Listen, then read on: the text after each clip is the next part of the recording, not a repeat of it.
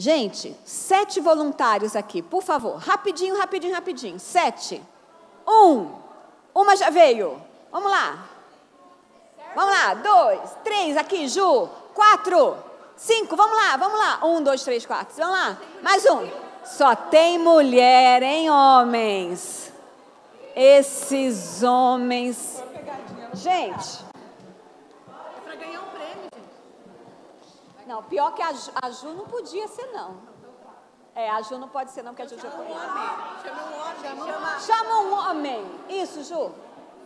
Gente, por favor, entrega uma peça para cada.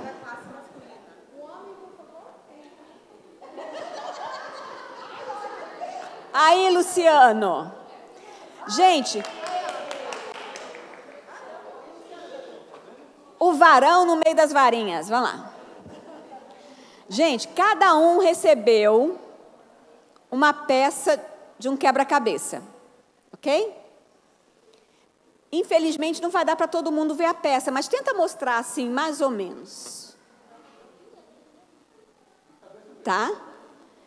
Aí, você vai lá perto do Luciano, por favor, Cristiane e a Simone, vocês 3 aqui e vocês 4 para cá. Gente, palpite, isso aí forma o quê? Palpite. Não é para encaixar, são partes. É uma paisagem. É um mar. Um peixe no estilo do mar e um som. Isso. Ficou fácil para vocês. Né? Vocês e a turma do fácil. E vocês? Pode ser o que aí? Pode ser um mar. Pode ser... Uma baleia também? Cada um recebeu. Vou pegar aqui uma peça que tem 3 cores. Branco na predominância, um pouquinho de azul escuro, um pouquinho de azul claro. Aí elas acham que pode ser uma paisagem marítima. Marítima, né? Do mar, né, gente? A paisagem do mar. Ok. É interessante. Mas tem uma peça, uma que tem bastante... Essa aqui tem uma coisa meio cinza, branco e uma pontinha. Isso aqui encaixa no mar?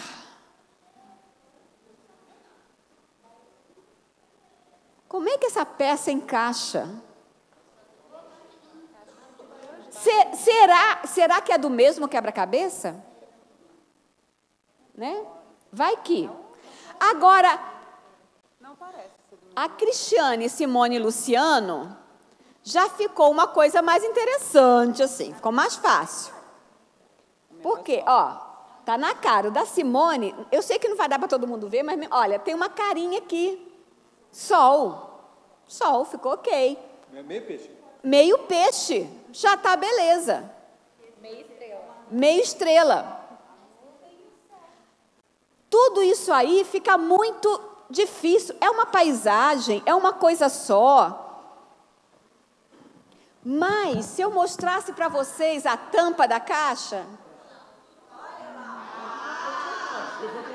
Tá tudo aqui? Deixa eu mostrar para eles também. Até aquela peça mais cinza tá aqui? Vocês conseguem ver a peça de vocês mais ou menos encaixada aqui? Olha o cinza. Aí, olha aqui. Olha o sol. A estrela. O peixe. Não vai estar na mesma proporção. Ó.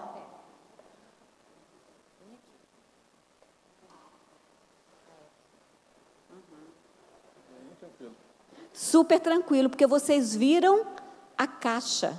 Pode colocar aqui. Tem uma sacolinha plástica, pode colocar as peças todas, por favor? Porque pertence à escola, tem que devolver direitinho. Eu esqueci o meu. Pode voltar. Muito obrigada. O que a gente percebe nessa atividade bem simples? Se você pega a peça isolada,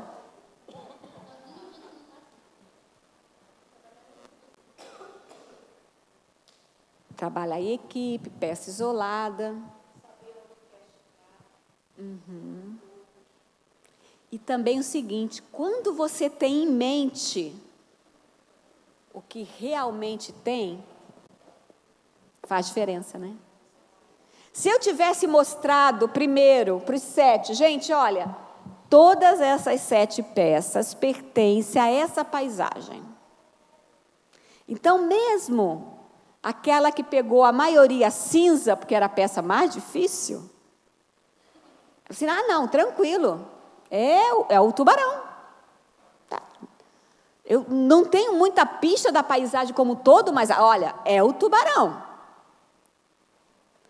Assim é com a gente, quando a gente pega a Bíblia, e ao invés de ter o tubarão, mas ter um peixe, se eu vejo Jesus, eu vou ver que cada peça encaixa. Quando eu entendo qual é a cena principal.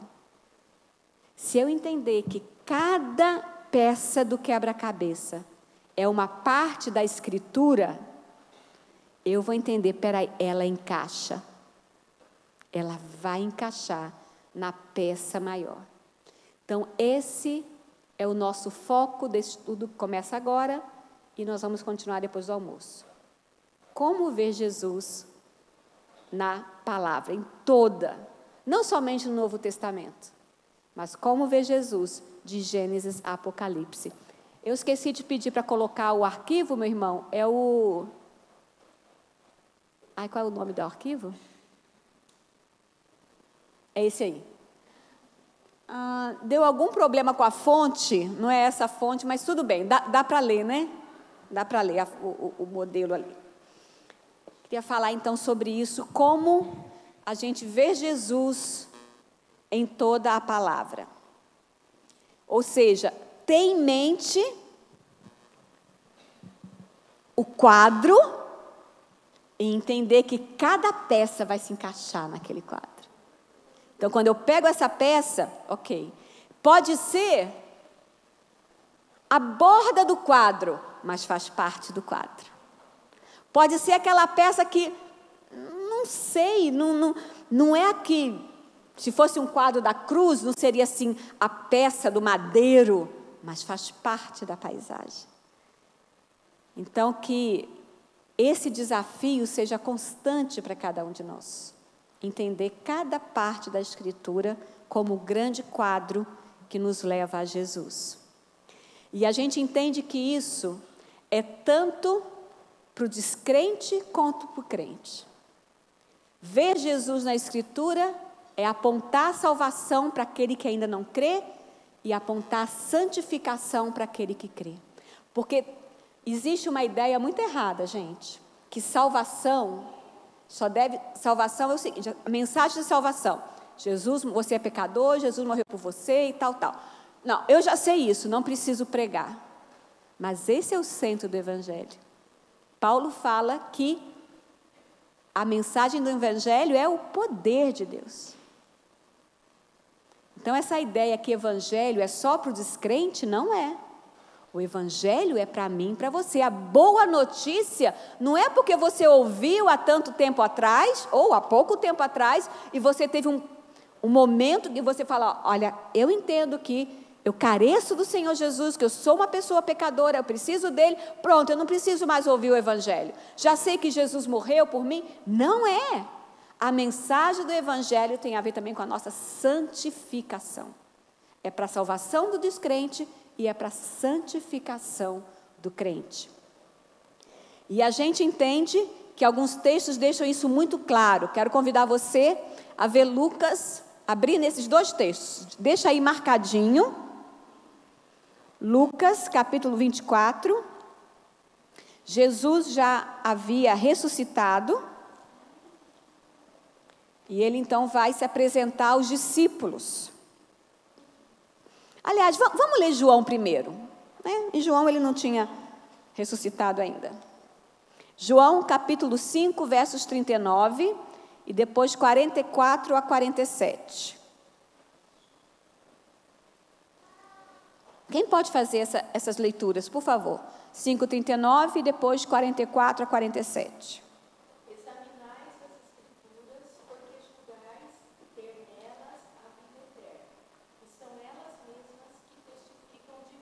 Então, quem está falando isso aqui?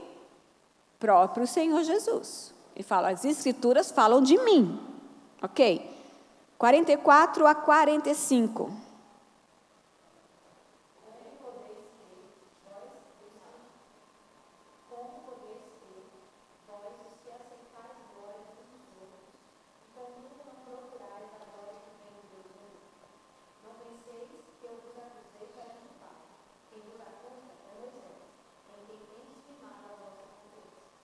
Perdão, é até o 47.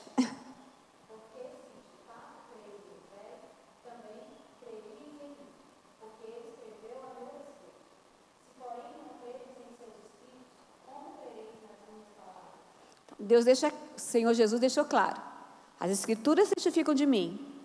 E ele pegou no personagem que escreveu a Torá, Moisés. Moisés escreveu a respeito de mim.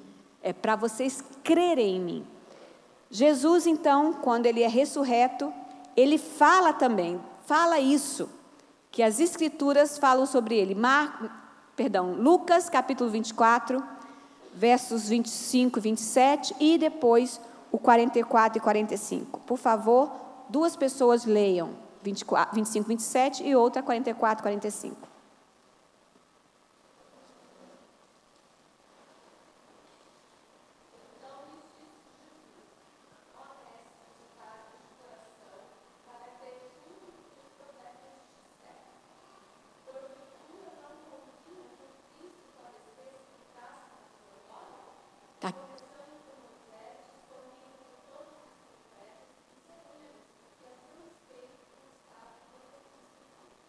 Então, ele deixa muito claro aqui, né, ele está falando com os discípulos a caminho de Emaús, fala assim, olha, que ele fala, né, eu acho incrível o bom humor. Aliás, gente, se tem alguém que tem bom humor, é Deus. Isso desde o Éden.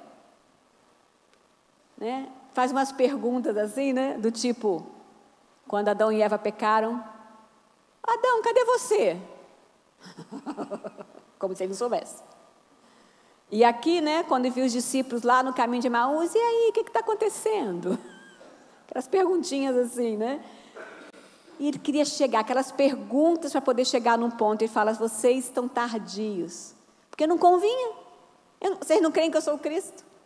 Convinha que eu padecesse, as Escrituras falam isso. Versos 44 e 45.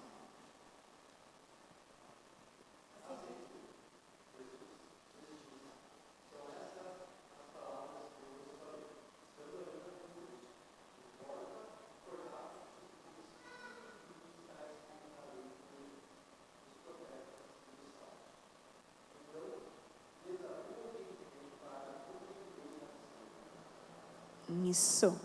E quando a Bíblia fala, né? Quando aqui o Senhor Jesus fala lei, profeta e salmos, na compreensão do judeu, quer dizer, toda a Escritura, que até então só existia o Antigo Testamento, certo? Então, toda a Escritura fala de mim. Quando ele fala lei, profetas e salmos, é exatamente a divisão que os judeus fazem. Então, ele fala, ele deixa claro, as Escrituras falam de mim. Então, isso é um ponto pacífico que a gente não tem como ir contra isso. O próprio Senhor Jesus disse. Então, as Escrituras apontam a Ele. O problema é, como que eu encontro? Algumas passagens do Antigo Testamento, é tranquilo a gente fazer um ponto. Quem pode lembrar de alguma passagem do Antigo Testamento que você aponta fácil para Jesus? Isso. Profeta quando fala, né, o servo sofredor. Isaac, o sacrifício. A serpente, isso. Quando Moisés fala, né, e depois o próprio Jesus apontou, falou assim, olha, lembra? Que da mesma forma como Moisés colocou uma serpente no madeiro, né, importa que o Filho do Homem também seja colocado no madeiro. Então tem os próprios salmos messiânicos, né? Claro que o autor do salmo não colocou lá salmo messiânico, isso foi a coisa do editor, mas já ajuda, né?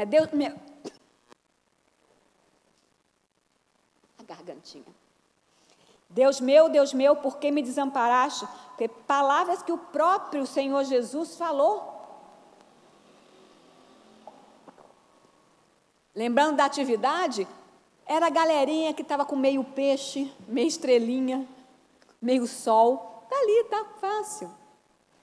Mas a questão é como a gente vai achar em outros momentos. Tem o pastor Tarcísio Carvalho.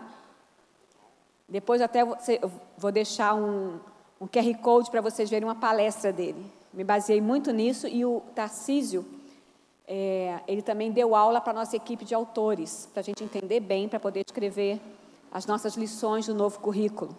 E ele fala desse personagem aqui. Quem está lembrando que personagem é esse?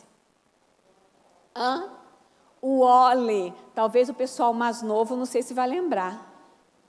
Mas o Wally fez, não está lembrando não, essa geração mais nova não conhece. Gente, o Wally eram livros, e cada livro tinha cenas como essa aqui, ó.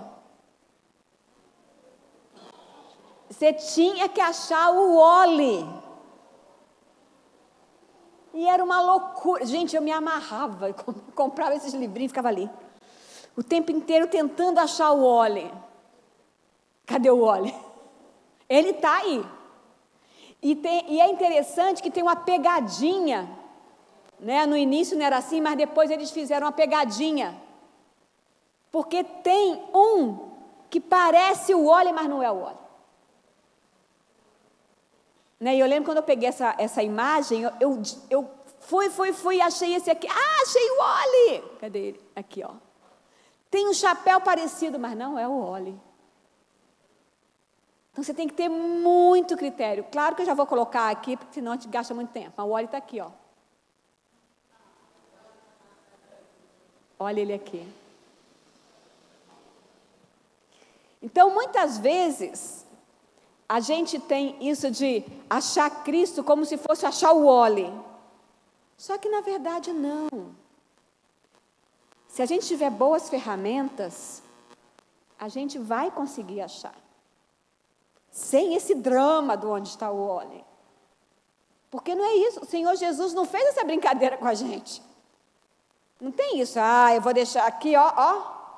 Vou fazer de um jeito que vai confundir todo mundo. Ele não fez isso. Tendo ferramentas adequadas, a gente consegue achar, não o Wally, mas achar Cristo nas Escrituras. Agora, às vezes você está assim, beleza. Eu vou ler a palavra e eu vou aplicar as Escrituras aos meus alunos. Eu tenho essa meta, mas aí, igual o menininho ali, não consigo. Porque tem alguns perigos. E um dos perigos que foi bem levantado, né, algumas poucas décadas atrás, é o perigo da abordagem exemplarista ou a abordagem moralista. E eu quero fazer aqui um parênteses. Eu tenho 56 anos. Tenho carinha de 55,5. Mas eu tenho 56. A minha infância, essa abordagem era a mais comum. Eu vou explicar melhor essa abordagem, mas eu já quero deixar isso pronto, porque talvez esse tipo de abordagem que eu vou falar agora seja o que a maioria de nós, se não todos, tiveram na infância. E mesmo que você não tenha nascido no lar cristão, você deve ter ouvido isso. Tá? E eu faço esse parêntese primeiro, porque quando eu comecei a estudar a abordagem cristocêntrica, e nós vamos ver uma outra também, chama cristo-icônica, eu me senti a pior das criaturas. Porque eu não somente tive isso na minha infância, como eu fiz isso. Eu falei, Senhor, sabe quando você cai no pó? Sabe, você quer se vestir de cinza? Não, vestir de saco, cobrir de cinza? Era assim, Senhor, me perdoa. Peraí. Então, não é para colocar peso em ninguém. Se você reconhecer que você fez isso, não é para você sentir assim, nossa, como é, ô Senhor, me perdoa.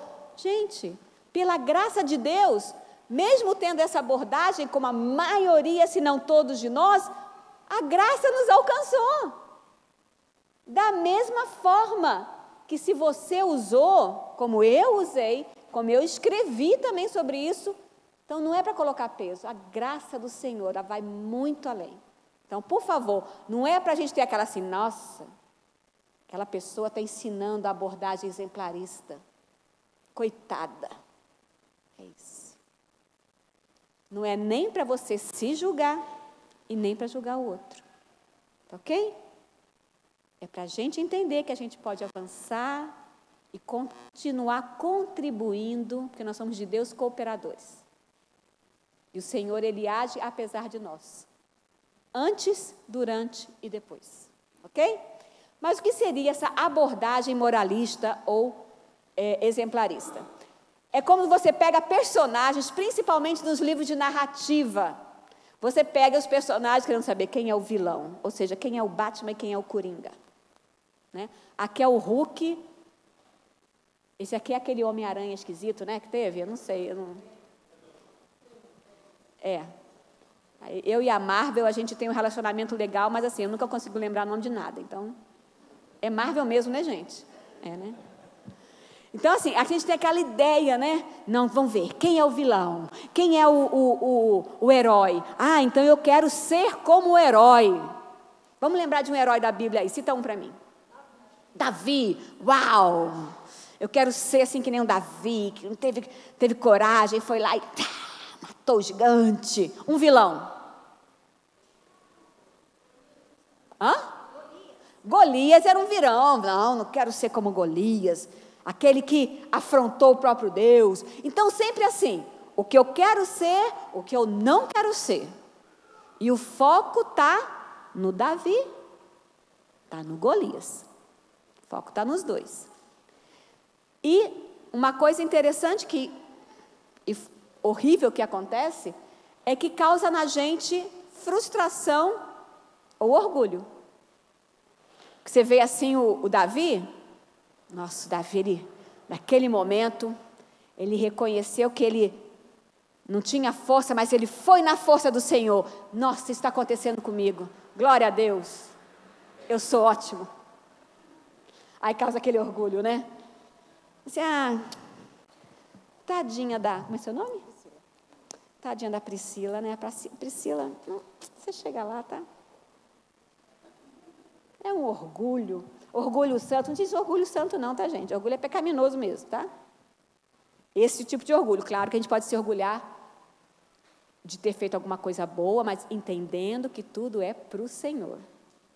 Deixa eu só... Vou aproveitar esse parênteses aqui. Principalmente pais. Ontem, gente, vocês tinham que ver a sessão corujice, eu e a Ju. A gente só queria corujar neto e filha. Foi terrível. Era uma querendo, assim, eu já peguei os vídeos das filhas dela e já mostrei da minha e das conquistas. A gente se alegra em Deus. Só que a gente tem uma linha muito tênue entre isso e colocar como um orgulho que não tributa o Senhor à glória dele. Então, como vocês viram que eu gosto de histórias, isso eu li do livro da Corrie ten Boom. Não sei quantos aqui já ouviram falar da Corrie ten Boom. Ai, gente, por favor, o livro chama Refúgio Secreto. Galera, tem que ler esse livro. Tem que pôr os adolescentes para lerem, os pré-adolescentes também. Corrie ten Boom, O Refúgio Secreto. Ela era de uma família holandesa. Eu tive a oportunidade de conhecer a casa, conheci o próprio refúgio secreto, e a família dela abrigava judeus de passagem durante a guerra, durante a Segunda Guerra. Então, os judeus precisavam de um lugar seguro, era no quarto da Corrie ten Boom. Então, eu não vou dar mais spoiler, tá? Não vou dar mais do que isso. O que aconteceu? Só que, depois de tudo que aconteceu, Corrie ten Boom se tornou uma grande conferencista. Ela fazia conferência com o irmão André, promovido à glória esses dias, né? Da Missão Portas Abertas, com o Billy Graham. Ela se tornou, assim, uma mulher de uma grande projeção. E ela tinha dificuldade em receber elogios, porque ela tinha medo do orgulho. Até que ela falou o seguinte: Deus, eu comecei a entender que cada elogio era uma flor. Eu recebia. A pessoa me dava um elogio, eu recebia como uma flor na minha cabeça. Ao final do dia, eu apresentava o meu buquê para Deus. Senhor, esse buquê é seu. Então, é lindo. E para mim foi impactante e foi muito bom para eu ensinar minhas filhas sobre isso. Porque essa ideia assim, não posso receber elogio porque é orgulho. Isso é só um detalhe que não tem nada a ver diretamente, mas precisamos aprender isso. Vamos aprender para nós e vamos ensinar também aos nossos filhos e aos nossos alunos. Que o orgulho, quando você reconhece algo bem feito, beleza. Mas se ele não rende glórias ao Senhor, então ele é pecaminoso. Então apresente sempre o seu ramalhete para Deus, o seu buquê para Ele, porque é Ele que realmente é a fonte de tudo. Então, voltando aqui, a abordagem exemplarista. Quando você foca na pessoa e você fica assim, nossa, eu e Davi, porque eu tenho vencido as batalhas. Ou então, não, Senhor, eu estou crente que eu consigo, mas quando vejo eu caio de novo. E eu caio mais uma vez, eu não dou conta, Senhor. Não, olha, desisto, porque eu não vou ser nunca igual a esses heróis da fé. Eu estou mais para o vilão. Então, esse tipo de abordagem muitas vezes causa isso, tanto o orgulho quanto a frustração. Por quê? Porque busca uma aprovação de Deus pelo comportamento, pelo que faz ou pelo que não faz. Então, eu entendo que bênçãos vêm porque eu agi certo. Lutas vêm porque o Senhor está me corrigindo. Sim, mas também às vezes não. Nem sempre é correção. Não vou entrar na questão teológica aqui, mas a questão é que não é tudo assim, causa e consequência. A caminhada com Deus não é dessa forma. Claro que existe causa e consequência, mas não é tudo assim, senão Jó não existiria, né, gente? História própria de Jó e tantas outras. Eu não vou me aproximar de Deus em busca de bênção e nem vou entender que momentos difíceis são, na verdade, disciplina dele. Não é isso. Outra forma também que a gente tem essa abordagem exemplarista e moralista é quando a gente não coloca conexão entre as narrativas. Não entender, por exemplo, que, pegar um aqui, quando o faraó tentou matar os meninos, por que tinha que ter ali alguém para libertar o povo? Porque desde quando foi falado com Eva, que haveria uma semente, o povo de Deus não podia ser destruído, porque tinha que ter ali a semente. Por que Abraão, o Senhor, ele poupou Isaac? O próprio Abraão sabia, né? Hebreus fala, na carta aos Hebreus, Abraão sabia que o Senhor era poderoso para ressuscitar. E quantas vezes Abraão já tinha ouvido falar de alguém que ressuscitou? Nenhuma. Mas ele cria nisso, mas por quê? Porque tem a ver com a fidelidade à promessa de Deus. Então, em tudo você vê a ação de Deus. Tem conexão. Tem conexão. Por que uma mulher não judia sai lá de Moabe e vai ser depois a bisavó de Davi? Por que isso? Tudo isso tem uma conexão. Então, é isso que a gente precisa ter em nossa mente e passar para os nossos alunos. Mas, em geral, não era assim. Em geral, os nossos materiais e as nossas lições, a gente pegava, assim, histórias isoladas para mostrar comportamentos. Isso, em especial, as crianças e adolescentes. Queríamos focar o comportamento. É ruim falar do que a gente deve fazer e não? Não, porque a Bíblia também é um livro moral e ético. A questão é o porquê é assim. Vamos fazer o seguinte? Pega a pessoa aí do seu lado, pode ser uma dupla, ou pode ser uma tripa, e você vai listar aí, 3, lembra aí, não pode ser o Golias e nem pode ser o Davi, porque já foi falado. Lista aí 3 vilões, 3 heróis, o que você aprende com eles, a fazer e não fazer, tá? E como que isso causa frustração ou orgulho. Não é de cada um não, é no geral, essa terceira parte, tá ok? Vai aí, pega a pessoa do seu lado, é a hora que você pode conversar. 3 vilões, 3 heróis, o que você aprende com eles?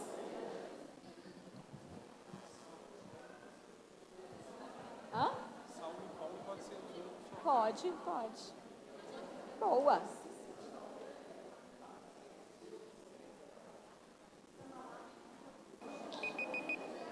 Vamos lá, gente. Deixa eu fazer uma pergunta boa aqui, ó. Quem aqui nasceu no mês mais lindo do ano, que é abril? Oh, beleza. Quem levantou a mão vai ter o prazer de compartilhar as respostas. Vamos lá? Então, os abrilenses vão compartilhar suas respostas. Vamos começar pelo varão aqui. Hã?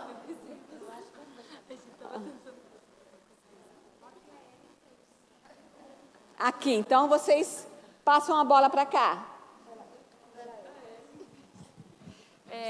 Para falar dos heróis primeiro? Não, mas eu posso ser a Ellen também. Eu gosto de ser a Ellen. Saíram da mesma forma. Então, a gente colocou aqui de heróis Moisés, Daniel e Paulo. A gente aprende com eles. Com Moisés, liderança, Daniel, coragem e Paulo, fidelidade. E a gente colocou 3 vilões, Herodes, Nabucodonosor e Pilatos. E a gente aprende com eles a não ser um assassino, orgulhoso e não ser indiferente. Ok. Como que isso pode causar uma certa frustração ou orgulho? De que forma?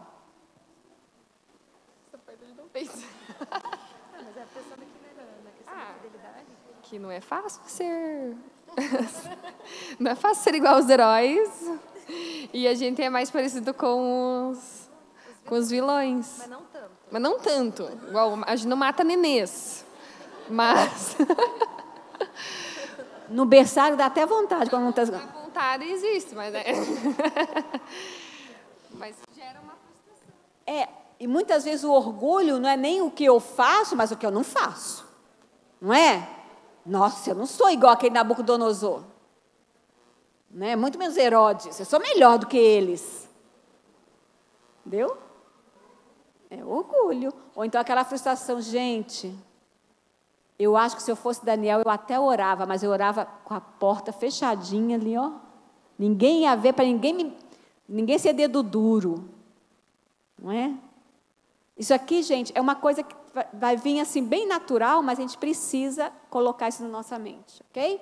Cadê mais o pessoal de abril? Aqui? Aqui? Não foi?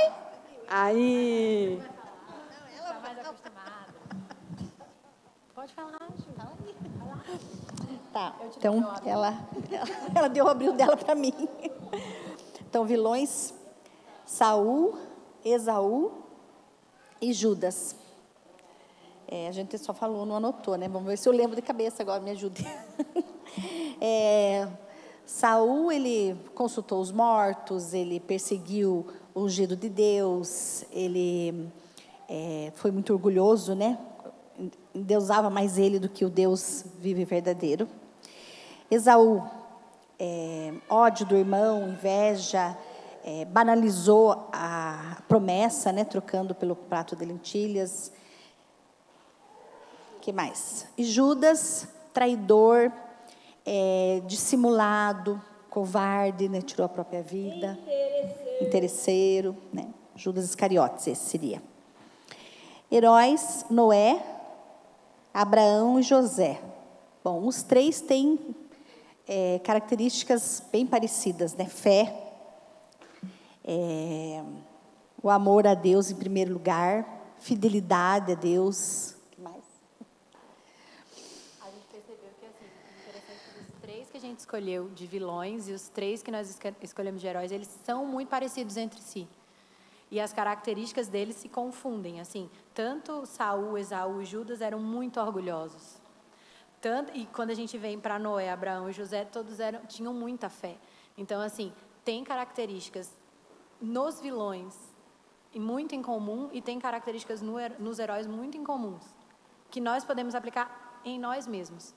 Então, assim, quanto nós somos orgulhosos como esses 3 vilões, quanto nós acreditamos e temos fé que Jesus vai resolver qualquer situação que a gente venha passar. Então, eu acho que é nesse sentido. Achei interessante, já pegando esse gancho seu. A gente está falando de frustração e de orgulho.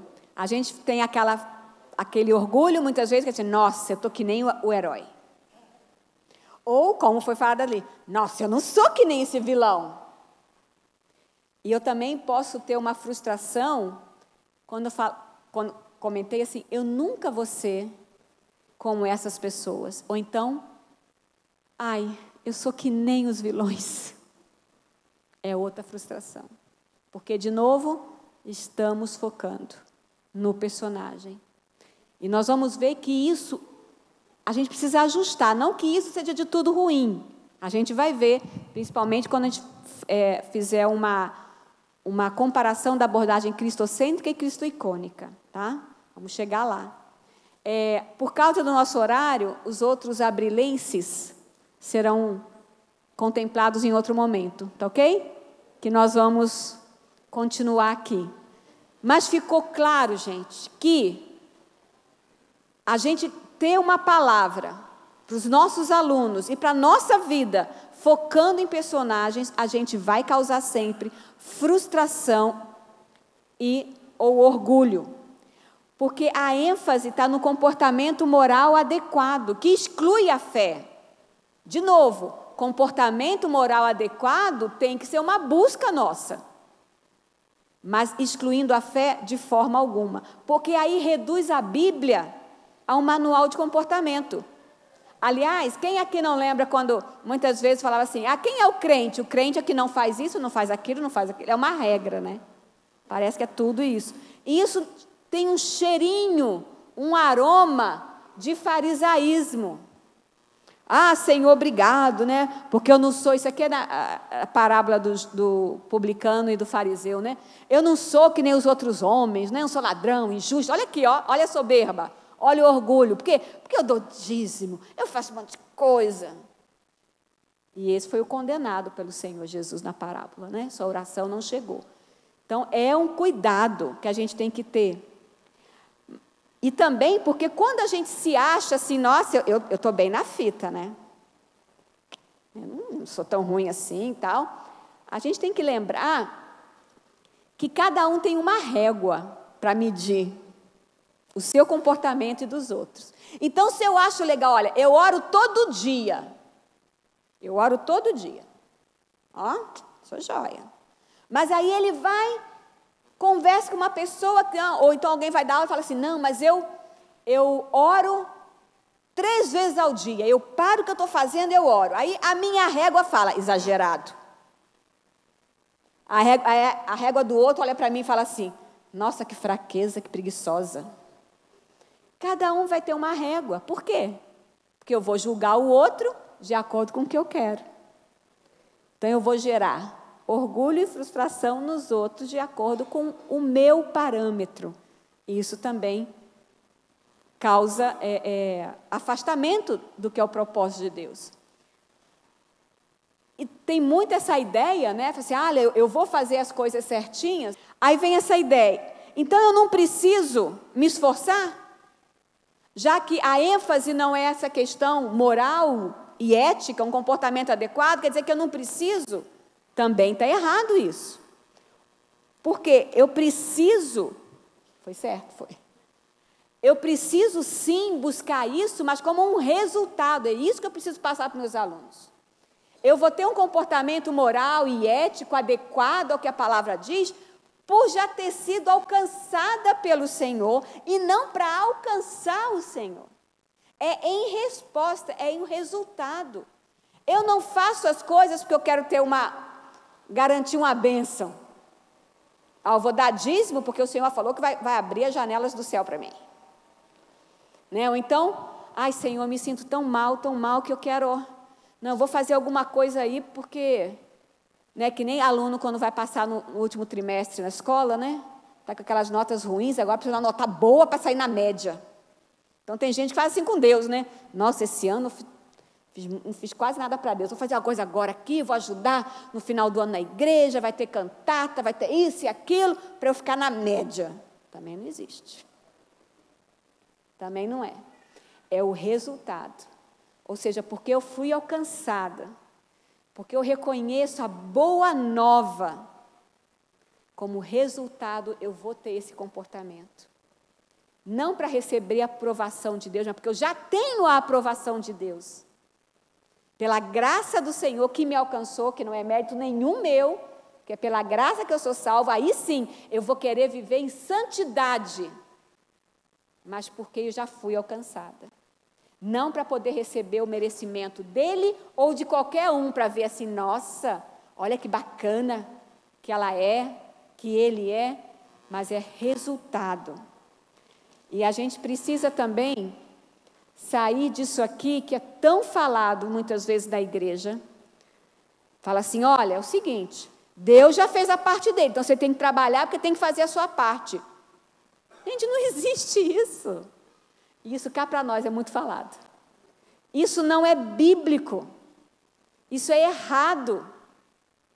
Não existe isso, porque quando eu falo assim, vamos fazer um trabalho, nós vamos fazer, igual o lanche, né? Teve o lanche aqui que a SAF fez. Claro que elas dividiram o trabalho. Olha, eu vou fazer o chá, eu vou fazer, cada um fez. Ali estamos trabalhando todos lá. Estamos não, elas trabalharam por igual. No sentido assim, cada um pegou a sua habilidade, todo mundo pode fazer. Agora, trabalho com Deus não é assim, porque nós não estamos em pé de igualdade. Na verdade, a gente trabalha porque Deus é que trabalha. É Ele quem trabalhou em nós. Porque Cristo trabalha, é que nós trabalhamos. Toda a graça energizadora e todo o poder é de Deus. A gente precisa reconhecer isso. E precisamos passar isso para os nossos alunos. O centro não são nem as ações dos personagens bíblicos e nem a nossa ação. Porque até o que fazemos vem do Senhor Jesus. E a gente precisa tomar alguns cuidados. Só uma coisa aqui, Ju, com relação ao horário. Teoricamente, eu deveria acabar às 11h30, porém o lanche foi um pouquinho a mais. Então, vamos até 11h45? Podemos? Então, beleza. O pastor Tarcísio Carvalho, vocês já ouviram falar dele, né? Porque ele tem sido um instrumento, né, para nos orientar com relação a isso. Ele fala sobre, não só a questão da abordagem exemplarista ou moralista, mas também, muitas vezes, quando a gente vai interpretar a palavra. E aqui não é personagem. Vamos todos abrir em Sofonias, capítulo 3, versículo 6. Isso mesmo. Sofonias, está na Bíblia, a gente acredite se quiser. Sofonias, capítulo 3, versículo 6.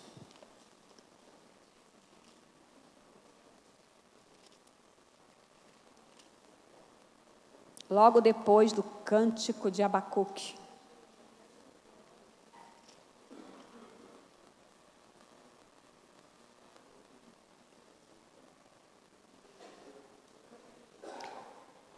É que o professor Tarcísio chama de alegoria ingênua. A gente vai ver aqui sobre a gente ler uma passagem e já querer direto fazer uma aplicação. Essa é a ideia.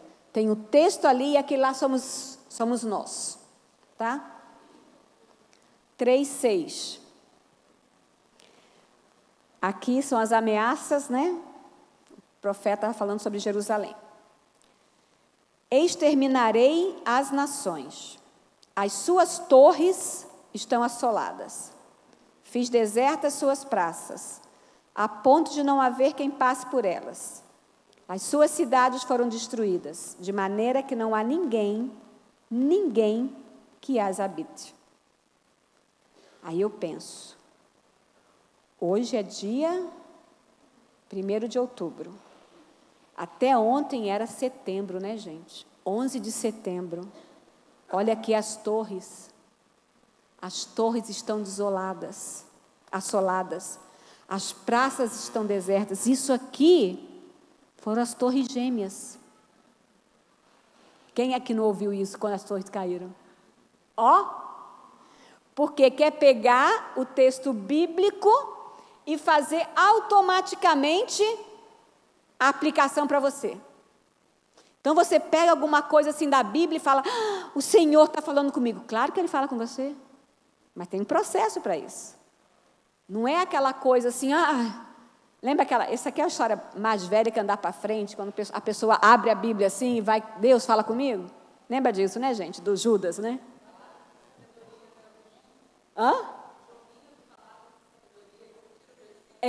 a minha mãe chamava de caixa de promessa, caixinha de promessa, né? Você pega aquela palavra, isso aqui é para mim.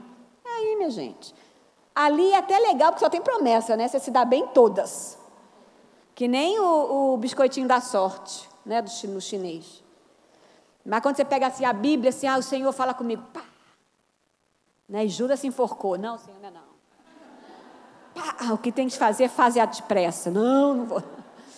Então, você quer uma aplicação. Isso é o que é chamado de uma coisa ingênua. Você quer uma aplicação que você fala assim, olha, isso aqui é um acontecimento e é direto para a minha vida. Não é assim que funciona quando você vai interpretar a palavra. Tem também um outro perigo, um outro cuidado que a gente tem que ter. Quando você pega um texto e a sua preocupação, porque você quer ser tão fiel à palavra, que você vai logo assim, olha, o que esse texto me aponta para Jesus? E você vai lá nos comentários bíblicos, e você vai em livros, e você vai... Tá, jóia, isso me apontou para Jesus. Mas o que eu faço com isso? E aí? O que isso interfere na minha vida? O que isso vai fazer com que eu seja uma cristã, um cristão melhor, que reflita mais a glória de Deus? É aquele zelo em descobrir a teologia, mas não ter prática. E, infelizmente, a gente vê muito isso. Quantas vezes eu já ouvi sermão que era uma exposição teológica incrível, mas cadê a prática? Cadê a minha segunda-feira? O meu domingo à noite está garantido, mas cadê a minha segunda-feira? Eu quero ver a minha segunda-feira nisso aqui. Não é para pegar o texto e imediatamente fazer uma aplicação para mim, mas também não é só ver o Senhor Jesus e aí? Como é que eu faço isso? Só naquela outra que eu comentei, né, de fazer uma aplicação direta, eu lembro que uma vez eu estava dando uma aula para crianças e falando sobre José, foi traído pelos irmãos e tal, e tinha uma criança que estava assim, bem, sabe assim, não está nem aí para você? E não era, geralmente não era, essa criança não era assim. Aí ela falou assim, não, ô tia, essa história não tem nada a ver comigo não, porque eu sou filha única mesmo, então isso nunca vai acontecer comigo. Ou seja, é muito literal, não, aquilo ali está falando de traição, não, também não é assim. Né? Só para você ver que a aplicação é uma coisa que exige de nós, não adianta só querer fazer direto, não adianta só querer ver Jesus e não ter aplicação, eu preciso ter um caminho melhor para isso. E que o professor Tarcísio, ele fala para a gente chegar lá, isso aqui é o professor Tarcísio / Márcia, porque a gente, na aula, eu penso mais dessa forma aqui, de você pegar o seu texto bíblico, daí você vai ver qual é aquele contexto, o que aquele texto quis dizer primeiro para quem ele foi escrito.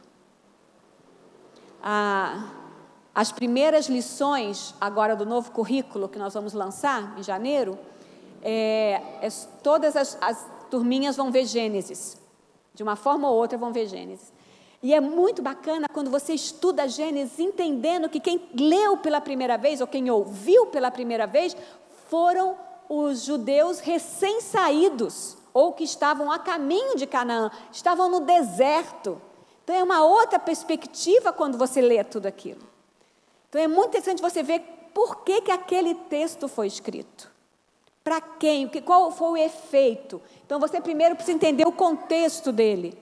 Muitas vezes você precisa, para saber o que aquilo está escrito, leia o que está um pouco antes, o que está um pouco depois. Veja também, como eu falei, Bíblia de estudo, procure, porque nem sempre o contexto vai estar ali de cara, você precisa estudar. Veja isso.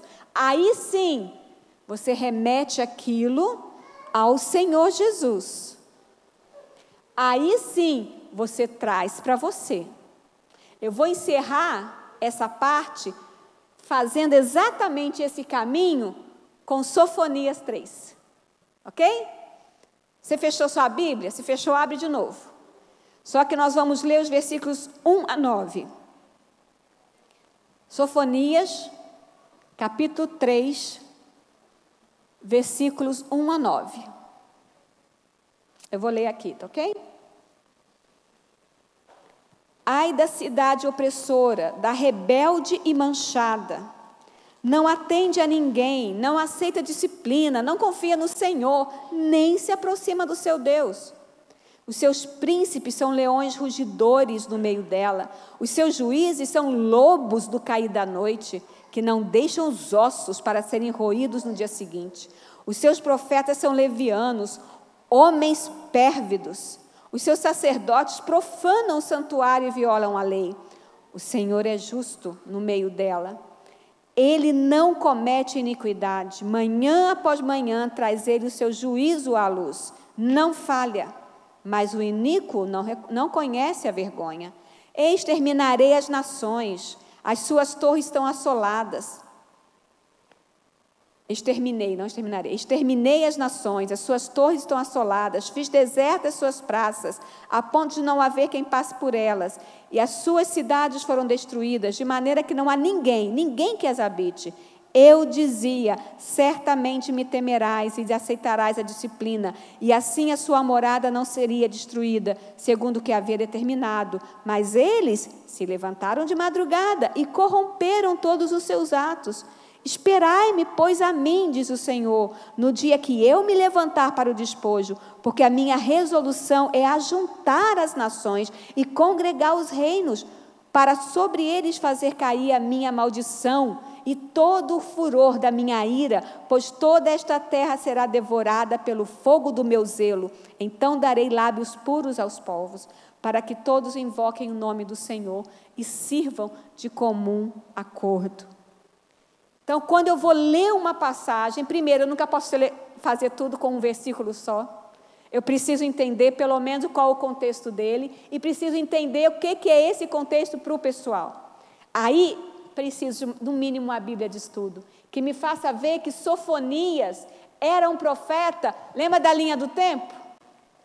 Ele era um profeta do reino dividido já, o reino do norte já tinha ido para a Síria, só o reino do sul existia, e ele foi um dos profetas ali, possivelmente da época também de Jeremias, que pregava ali arrependimento e a galera nada. Ele é do tempo de Josias, possivelmente auxiliou naquele grande reavivamento que houve na época de Josias, mas ele também viu como o seu povo continuava rebelde. Então, o que a gente vê aqui é que ele fala muito sobre o dia do Senhor, e não é o domingo. Esse dia do Senhor é o dia do julgamento. Ele está falando a questão do juízo, o juízo e a salvação, porque ele fala muitas vezes, olha, o Senhor é o justo juiz, e vai acontecer isso, mas ele fala, mas depois eu vou dar lábios puros, e ele fala outras coisas. Então aí me aponta para Jesus, porque ele está falando de uma ira do dia do Senhor, e o Senhor Jesus é aquele que é o único que é capaz de tirar a ira do Senhor sobre nós. Aqui, gente, eu estou fazendo uma coisa rapidinho, claro que isso aqui demandaria a gente, né? E também isso aqui foi com base de estudo, ir lá e tal. E aí, qual seria uma possível aplicação? Eu devo aguardar e anunciar o dia do Senhor. Porque a ira do Senhor vai se dar no julgamento. E eu preciso anunciar isso. Mesmo que as pessoas não acreditem. Acreditam só naquele Deus que parece um Papai Noel bonzinho. Não. Eu preciso aguardar, anunciar. E eu preciso mostrar a boa nova. Para ser boa, eu tenho que ter o contraste. Como é que eu sei que a coisa é boa? Porque eu tenho a má. A má nova, a má notícia é que vem sim o julgamento. E tem a ira do Senhor. A boa notícia é que o Senhor Jesus pode me livrar. Então, eu não estou lá pensando em torres gêmeas, eu não estou lá pensando no meu contexto imediato. Eu estou pensando no quê? No que foi para o pessoal, de como isso relaciona com Jesus, e agora que como isso eu posso agir para ser mais parecido com Jesus. Esse vai ser o nosso ponto à tarde. Nós vamos ver que a abordagem que você fala sobre o comportamento também pode ser usada. Que a gente vai falar sobre a abordagem cristo-icônica e a abordagem cristocêntrica. Beleza? Estamos juntos? Às 14h? Então dá tempo de comer e tirar a sonequinha.